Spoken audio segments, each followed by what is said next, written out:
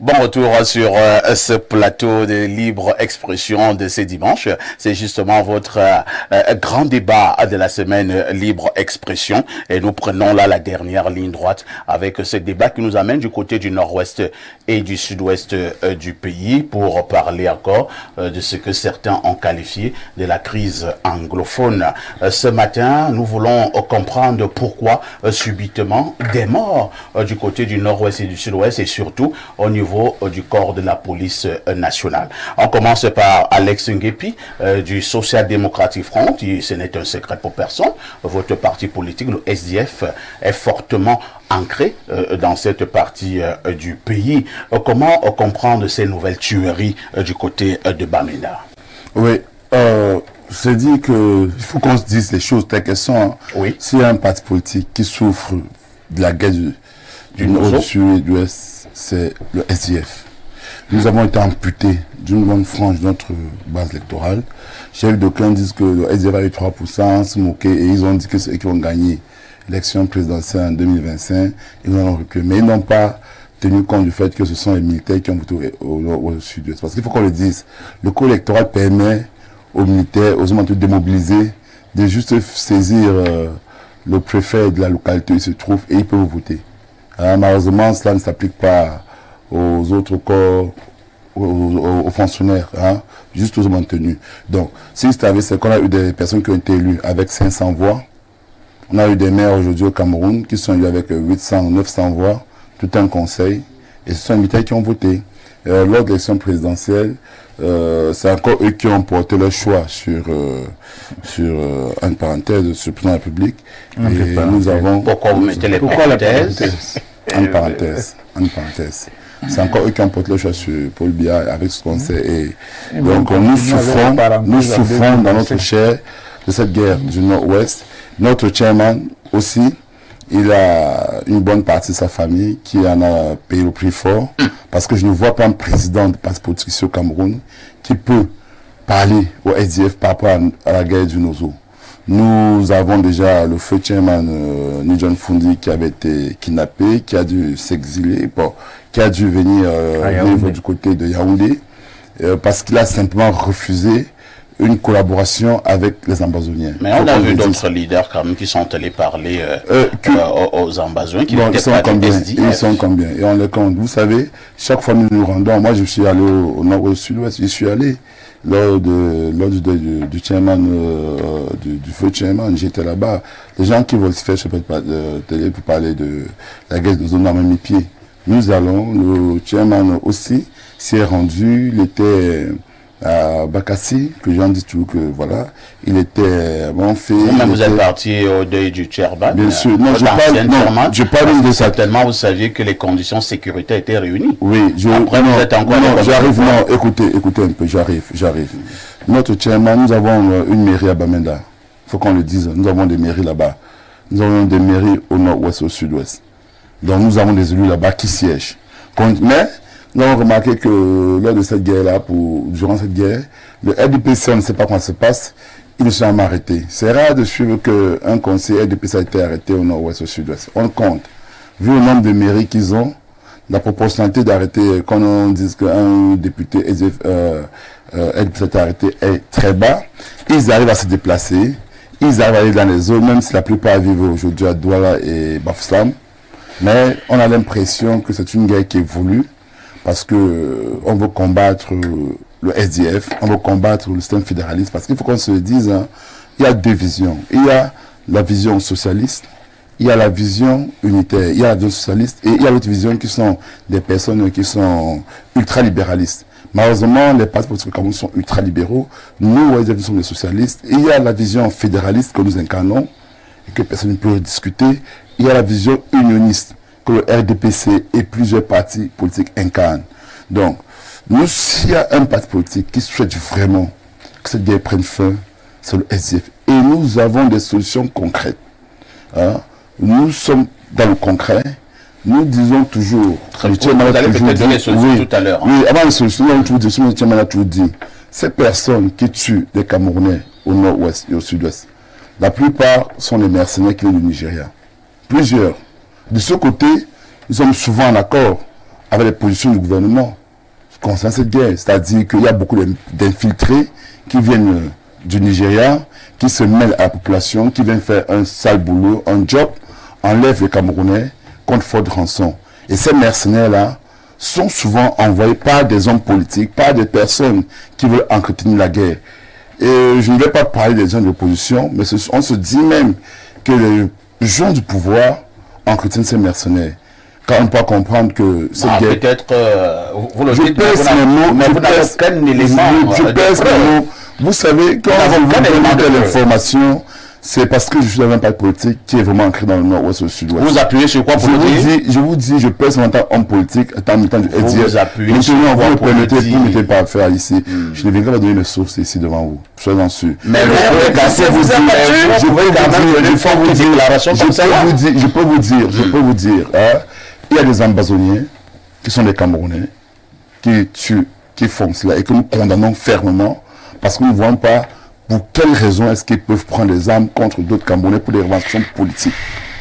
Et il y a aussi des mercenaires, il y a que du Nigeria qui entrent et font du commerce. C'est-à-dire que le peuple camerounais, les personnes qui vivent là-bas, sont devenus des gens que ces personnes estiment qui ont fait des enlèvements et racketter les familles. Et c'est donc pour nous l'occasion d'attirer l'attention de l'armée, du gouvernement, à prendre des mesures importantes pour que cela puisse s'arrêter. Pour sortir de mon propos, je voudrais aussi dire que le SDF a des solutions pour la guerre du Nozo. Mais les solutions sont politiques. Mais il faut toujours, comme j'ai toujours rappelé, que l'origine de cette guerre-là est due au fait, à la duperie de la partie francophone. Parce que l'erreur historique a été commise. Le peuple a commis une erreur historique en 1975. Parce que d'après les accords de Fumban, il fallait un président anglophone, un vice-président francophone, un vice-président anglophone. Après, un président anglophone, un vice-président francophone.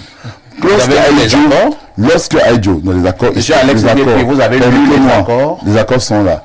Maintenant, lorsque Aïdjo, permettez-moi, lorsque le feu président Aïdjo a décidé de faire du président de la République Paul Biya, Premier ministre, de faire de lui son successeur constitutionnel, c'est là où il a réactivé les tensions. Parce que l'erreur historique a été de faire de Paul Biya le successeur constitutionnel d'Aïdjo, qui est un francophone. S'il avait laissé ça à un anglophone et successeur constitutionnel, je suis certain. Pour l'instant, le premier ministre est anglophone. Non, je dis à l'époque c'était le successeur constitutionnel. Depuis donc, aujourd'hui encore, la montée de la partie francophone, au lieu de faire du successeur constitutionnel un anglophone, on a préféré encore faire du successeur constitutionnel un francophone. Je pense qu'il est temps que ces erreurs puissent être réparées. Il est temps que le successeur constitutionnel du président de la République puisse être un anglophone. Cela n'est qu'une fine partie des solutions, mais cela a été accentué en 1975 avec M. Paul Biya comme Premier ministre et en 1982 comme M. Paul Biya comme président de la République. C'est pour ça que M. Paul Biya aujourd'hui n'arrive pas à trouver de solution pour la guerre du Nozo. Il préfère la poursuite de vote en guerre, tuer les Camerounais, tuer-les tant qu'il reste au pouvoir. Saint-Éloi Bidon, l'affaire du Nozo, la crise dite anglophone, est purement une histoire de pouvoir. C'est une affaire de anglophone, francophone à la tête de l'État. Non, moi je voudrais donner un conseil à mes deux copanélistes là. Lesquels? Essayer de faire évoluer la politique. On ne peut pas continuer à parler des choses qui sont passées pour régler des questions d'avenir. Vous avez gagné les élections en 92. C'est une vérité historique. Ça reste peut-être non, c'est une vérité historique. Non, c'est une vérité historique. Mais Foundi est déjà mort. On ne va pas le ressusciter pour venir reprendre. Mais celui qui a... Ça nous permet d'avancer. Moi, je voulais dire, quand la crise du Nozo a commencé, j'étais une des premières personnes à dénoncer, à faire comprendre aux Camerounais que nous sommes en guerre. Le Cameroun est en guerre. Et j'avais fait une tribune, une lettre au président de la République que j'avais publiée, où je lui recommandais d'organiser un dialogue national. Voici l'auteur du dialogue national au RDPC. Je le lui avais proposé. et un dialogue dans lequel il n'y aurait pas de sujets tabous et où on inviterait tout le monde. Vous parlez du fédéralisme. Ne pensez pas que le fédéralisme est le monopole du SDF. Moi j'étais RDPC à l'époque, mais moi je prenais déjà le fédéralisme. Parce que j'ai la conviction que le fédéralisme pourrait permettre de régler les problèmes dans le Nozo. Et le professeur Onangini est là. Le fédéralisme est un mode de gestion de l'État qu'il enseigne dans les universités. Donc ça ne saurait constituer un sujet tabou. Bref, pour vous dire que une œuvre peut être parfaite une fois qu'elle sort des mains de son auteur, elle est appelée à être dénaturée. Et c'est ce qui s'est produit. J'envisageais le grand dialogue comme étant, comme on dit au cinéma, une rencontre du troisième type. Mais les récupérateurs nous ont montré une histoire où trois types se sont rencontrés, le bon, la brute et le truand, et le dialogue national est devenu ce qu'il a. Il aura été tout, sauf un succès. La preuve, c'est que il y a eu plus de morts aujourd'hui après le grand dialogue qui était censé régler le problème qu'avant le grand dialogue. Alors, moi je me dis que le président, c'est un homme, c'est un humain, il écoute, il agit, mais que le moment est venu. En Béti, on dit Gokobizoran, Babarke. Ça signifie que si les claquements de mains passent de la symphonie à la cacophonie, on recommence. Il faut donc Très bien. recommencer avec un grand dialogue. En prenant la précaution d'inviter tout le monde sur la table, de débattre de toutes les questions et de nettoyer au cachère ceux qui pratiquent l'économie de la guerre. C'est à ce prix que la crise du Nozo, arrêtez-nous ces histoires de présidents anglophones, de vice-présidents francophones, de trucs. Nous avons, le président Biya nous a conduit vers la démocratie, c'est-à-dire le libre choix, le libre choix des dirigeants. Alors, ne me dites pas. S'il te plaît, Camerounais. Tant que n'insultez plus, non. N'insultez pas, n'insultez plus les Camerounais en disant que pas pour la démocratie. N'écoutez pas, de toute façon, je vais vous dire quelque chose. Le SDF, nous avons perdu 6 personnes en 90 à Tarikom. 6 personnes qui ont été tuées. Par les balles de notre armée, que nous payons contre le Camerounais. Et qu'on a dit seulement par piétinement. Ces gens sont morts pour la démocratie. Et il y a une marge de 90-92. Les élections, et les CAM, ce n'est pas de la volonté du président Paul Biya. C'est parce que l'opposition camerounaise, le SDF en particulier, a forcé la main au gouvernement camerounais. Ne me dites pas que M. Paul Biya a montré la voie de la démocratie. Il est tout. De toute façon, pour l'instant, les choses devraient se passer démocratiquement. Mais ce n'est pas le cas. À cette prochaine élection, Sainte-Éloi pourrait être un éventuel candidat. Je ne pense pas. Je ne pense pas. Vous annoncez votre candidature en direct? Que si je perdais les élections, ce sera le fait du fait que je n'aurais pas associé un anglophone. Professeur Mathias et Eric Onangini, vous avez une triple casquette peut-être sur ce plateau lorsque nous allons parler de la crise du Nozo. 1. Vous êtes politologue. 2. Vous parlez de cette affaire depuis qu'elle a débuté.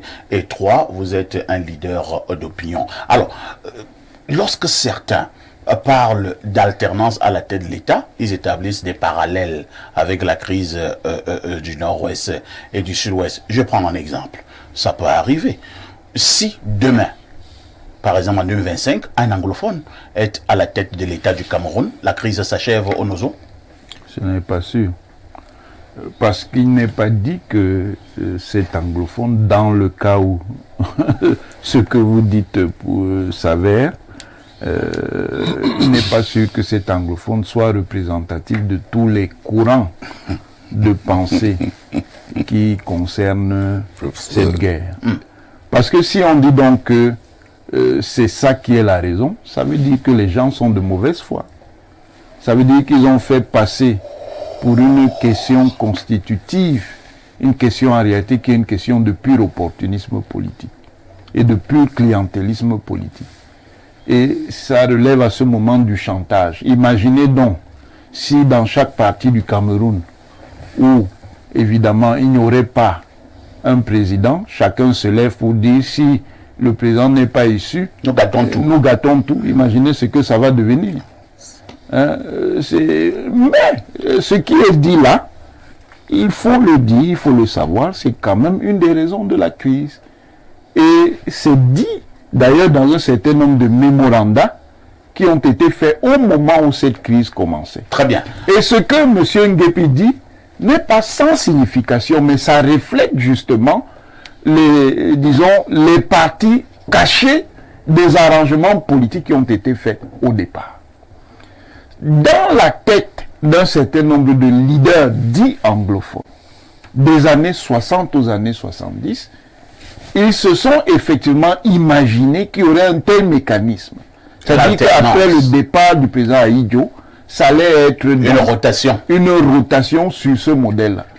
Mais le problème, c'est que les bases n'ont été clairement définies nulle part. Il n'y a aucun élément écrit en ce sens. Il n'y a même aucun élément public parlé pendant les discussions et les négociations et enregistré qui montre que le consensus était construit. Gardez le microphone. Hein. C'est un problème très important. À ma qualité de modérateur des débats, j'ai suivi ça à plus d'une fois. Les anglophones ont été trompés lors des accords de Fumban. Les accords n'ont pas été respectés. Alors, quel est le regard qu'on pose sur cette affaire? Y a-t-il eu duperie entre anglophones et francophones? Il n'y a aucune duperie. Aucune. La seule chose, c'est que chacun avait ses calculs dans l'affaire. Et il y a des calculs visibles et des calculs non visibles. Donc, les gens qui sont rentrés dans la transaction, ils sont rentrés aussi pour leur compte personnel. Et une fois que leurs intérêts personnels n'ont pas été satisfaits, ils se sont retournés contre une solution qu'ils avaient eux-mêmes défendue. Je ne veux pas seulement aller au bout de ce que je suis en train de dire. Je pourrais vous donner de manière précise des noms. Et ce que M. Nguepi disait n'est pas faux. Au sens strict, c'est-à-dire quoi? C'est-à-dire que quand est-ce que l'autonomisme anglophone commence à remonter? Il commence à remonter entre 75 et 79. Et il s'exprime à partir de 1980. Pourquoi? Parce que justement, on a fait une révision constitutionnelle faisant du Premier ministre le successeur constitutionnel du président de la République. Pas simplement pour assurer un intérim, mais peut-être pour continuer après. C'est à ce moment donné qu'apparaît le premier groupe politique qui va donc porter cet autonomisme à Londres. Il est créé en 1980, Cameroon Action Group, qui commence à porter. Et dès 82-83, les mobilisations politico-culturelles autour du DCI commencent. Et Holland Conference aussi. Non, la Holland Conference, c'est les années 90, ça c'est 93 pour Boya et 94 pour Bamenda. Donc en réalité, c'est un jeu où il y a beaucoup de non-dits. Mais si on part dans cette direction, et c'est ce que les Camerounais ne veulent pas comprendre, ce pays est très complexe. Si chaque groupe ou chaque parti du Cameroun se met à jouer le chantage à la présidence, il n'y aura plus de pays. Très bien. Puisque tout le monde ne peut pas avoir un président issu de son ressort communautaire régional en même temps. Il n'y aura plus de pays. C'est compris, hein. Non, vraiment, Alex, les autres ne sont pas là pour le décor. Il y a les... un mot sur ça, juste un mot. Oui, allons-y. Oui, Vous insistez je veux vraiment. dire au professeur, ok, il dit bien que les bases n'ont pas été écrites. C'est vrai, il a raison. je suis d'accord avec lui. Mais je vous parle de la différence francophone avec du peuple anglophone. Lors de la conférence de Fumban, les gens ils ont écrit les mémoires dessus. Ils sont arrivés à la conférence de Fumban sans avoir avec la Constitution du Cameroun. On leur a donné ça 48 heures. Quand on a dit voter la Constitution. C'est ça qui s'est passé. Hormis la naissance là. Lorsqu'on s'en va à 72, lorsqu'on parlait du référendum, il n'y avait pas de bulletin de vote oui ou non. C'était oui ou yes. Non, on a dit que c'est pas comme ça. La preuve c'est que le score a été à 99,2%. Non. C'est dernièrement que la Russie a battu ce score-là. J'arrive. Autre chose. Le Nigeria. Historique, ça veut dire que le bulletin qui a fait le référendum, ce n'est pas oui, c'est bien oui et non. Sortez-nous jusqu'à ce jour. On a même vu un bulletin. Nous. Non. J'arrive. Autre chose. Vous avez dit qu'au Nigeria, que les règles n'est pas écrites. Je vais vous dire quelque chose. Au Nigeria, c'est le principe au Nigeria. Au Nigeria, il n'y a pas de règles écrites entre les chrétiens, les musulmans, le nord et le sud. Mais seulement, il n'y a pas une règle qui dit qu'un président est du nord, après un président est du sud. Vu leur composante sociologique, des partis politiques ont fait exister la règle. C'est-à-dire qu'ils ont dit, pendant 5 ans, 4 ans, c'est le nord. Donc vous dites quoi, professeur? Mais ça, c'est du Cameroun. Nous parlons de francophonie. Les mêmes qui soutiennent ça sont les mêmes qui ont contesté. Voilà, vous faites la diversion. Attendez, non, je ne fais pas la diversion. Les mêmes qui soutiennent ça sont les mêmes qui ont contesté les analyses qui proposaient un modèle de zoning à la nigériane. Non. C'est-à-dire un modèle de rotation interrégionale de la présidence. Finalement, on veut donc quoi? Merci. Repassons la parole à Roger Justin Noir du MRC. Monsieur Noir, il y a une situation qui se déroule à Bamenda depuis environ 2 semaines. Des policiers sont abattus. Si mes souvenirs sont exacts, nous comptons à pratiquement 6 policiers. On connaît 2 qui ont été abattus devant une banque en pleine ville. Je pense il y a 2 jours, un autre policier a encore été abattu en pleine ville de Bamenda. Alors, certains qui ont abattu les 2 policiers devant la banque ne sont même pas allés loin, à moins d'1 kilomètre de là, ils se sont arrêtés et ils ont commencé à festoyer. Et ils n'ont pas été inquiétés. Je vais parler de ceux qui se font appeler Ambazounia. Comment vous expliquez ça? La sécurité a baissé du côté de Bamenda? Parfois ici, le gouvernement nous vend depuis fort longtemps l'illusion du retour à la sécurité dans ces régions-là. Or, il vous souvenez même que le ministre de la Relations extérieures avait, lors d'une assemblée des Nations Unies, déclaré que la paix était vraiment de retour. Et au moment où il le disait, il y avait des gens qui mouraient précisément du côté du nord-ouest. Comme pour dire que la paix n'est pas encore vraiment de retour dans ces régions-là. Chaque jour, que ce soit les forces de sécurité ou les forces de défense ou même les civils, ils en payent le prix. Au moment où vous parlez des policiers qui sont morts, il y a pas mal de civils tués. Il y a aujourd'hui des taxis, des conducteurs de taxis qui ont des gros soucis parce qu'ils sont entre l'encrimolomato. D'un côté, le gouvernement l'a dit, vos véhicules sont un peu en jaune. De l'autre côté, les ambassadeurs disent non, vos véhicules ont telle couleur. Et ça fait que si vous mettez à la couleur bleue, c'est bleu ciel, c'est le gouvernement qui est contre vous. Si vous mettez à la couleur jaune, c'est les ambassadeurs qui sont contre vous. Ils sont de ce dilemme-là. Est-ce que, qu'est-ce qu'on peut faire pour qu'on assure la sécurité? Ça, c'est quelque chose de complexe.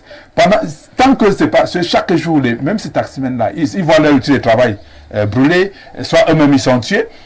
Donc, je pense que la seule manière d'arrêter cette guerre fratricide, c'est, comme l'a dit Saint-Éloi Bidon, le retour à la paix ne peut venir que par un véritable dialogue national. Et que c'est le MSC, je ne veux pas dire que c'est uniquement le MSC qui le demande, c'est la majeure partie des forces politiques de notre pays, et même d'associations civiles, exigent du gouvernement l'organisation d'un véritable dialogue national. nous, au MSC, nous avons proposé que même si ça ne peut pas se tenir au Cameroun pour des raisons de sécurité et consorts, ça peut se tenir à l'extérieur du pays. Nous avons proposé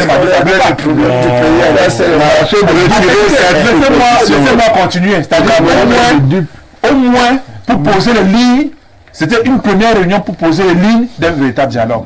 Parce qu'à la fin, tant que les gens ne sont pas mis ensemble autour de la table à la manière africaine, on ne peut pas apporter une solution politique, parce qu'il s'agit effectivement d'un problème politique.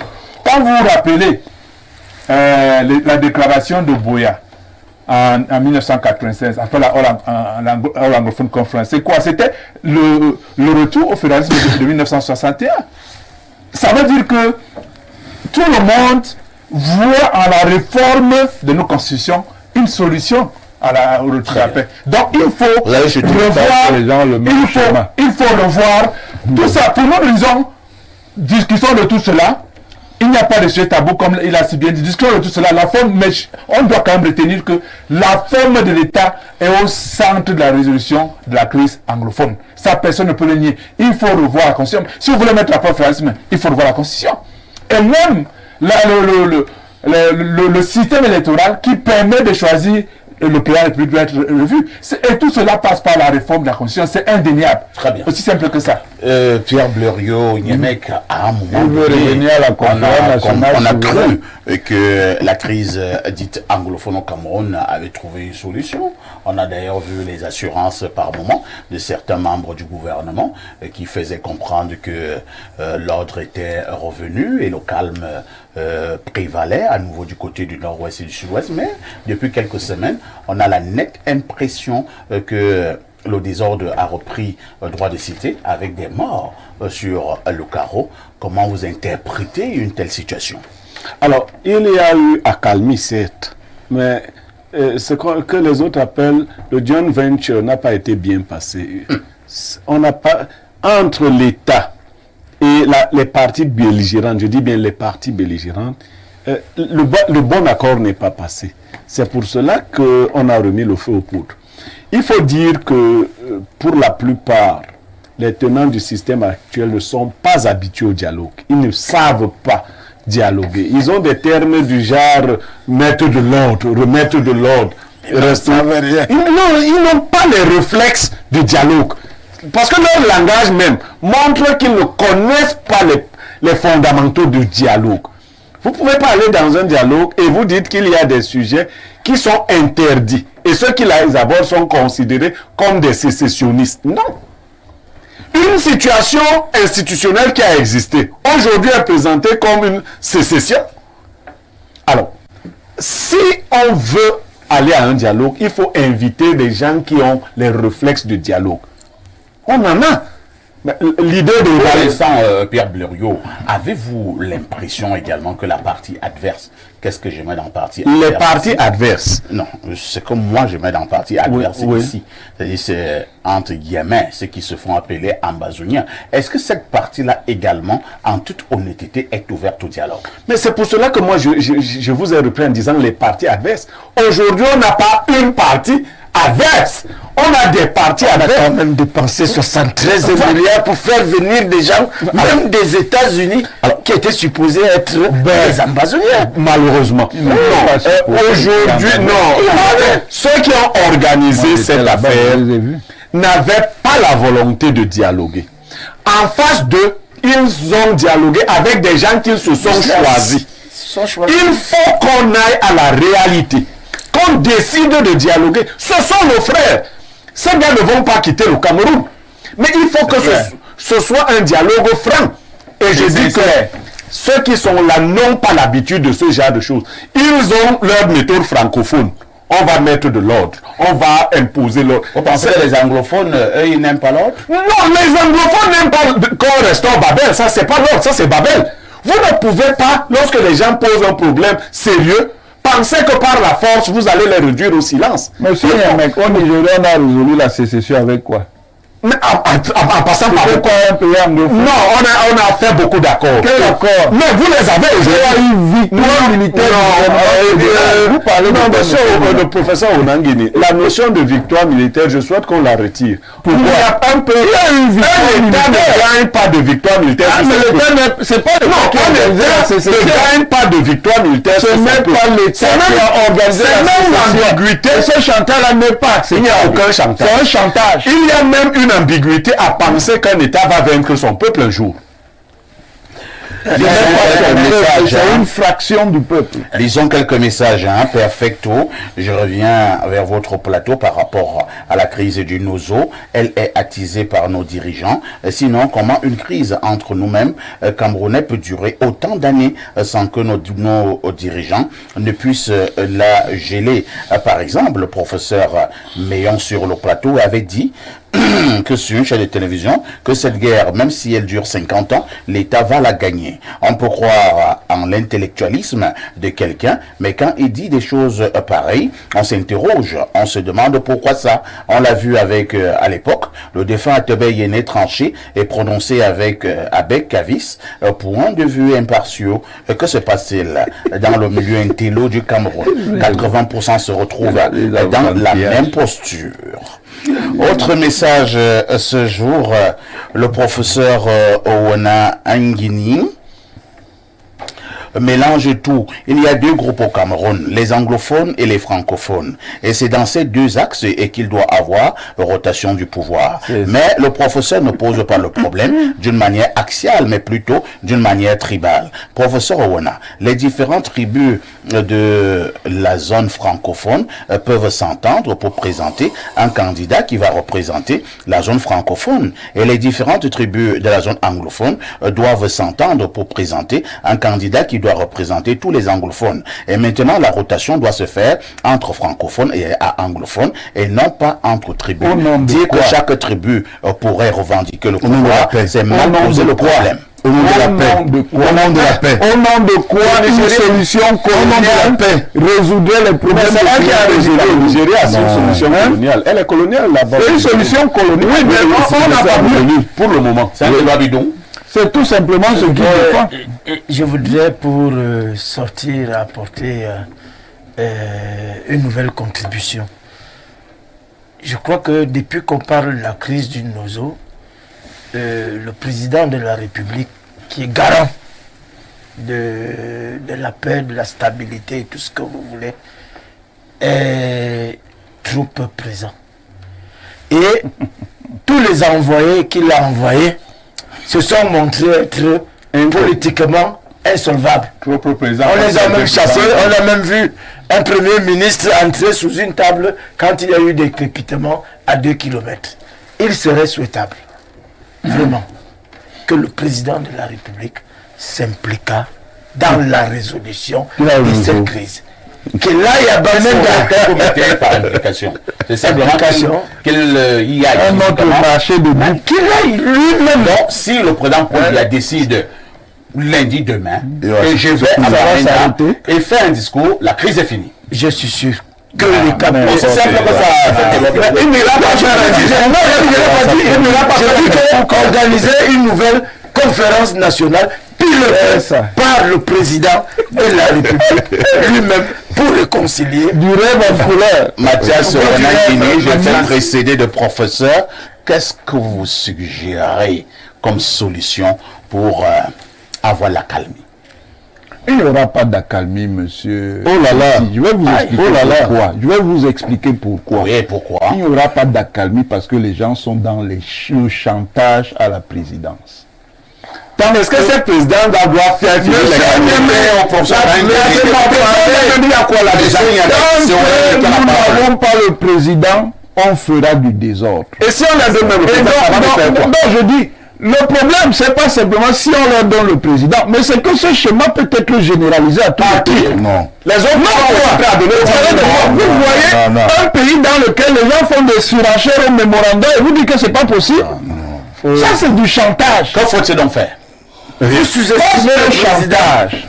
Je dis que ça, le président et il n'y a pas de compromis à faire. On On fait comment? On tue. un compromis. On va seulement les tuer. Ou on respecte l'ordre étatique ou on ne le respecte pas. Et si on ne le respecte pas, on l'assume. Voilà. Merci, professeur Mathias Enrico Wenangi. Et c'est sur ces mots du professeur que nous mettons en terme de à ce solution. débat. Merci au professeur Mathias Wenangi qui est notre invité permanent sur ce plateau tous les dimanches. Merci à Justin Noir du MRC et qui est également là. Alex Ngepi du SDF est également. Alex Ngepi, moi je fais pas des émissions de 5 heures de temps. C'est terminé là. Non, il n'y a plus de mots. Merci à Pierre. Merci également à Saint-Éloi, Abidou. La première rediffusion de ce programme, ce sera ce soir à partir de 21h. La deuxième rediffusion interviendra la semaine prochaine, mercredi, à partir de 14h. Excellente fin de semaine à tous et à toutes, tout en disant merci à toutes nos équipes techniques, mais également rédactionnelles. Une question tout de même.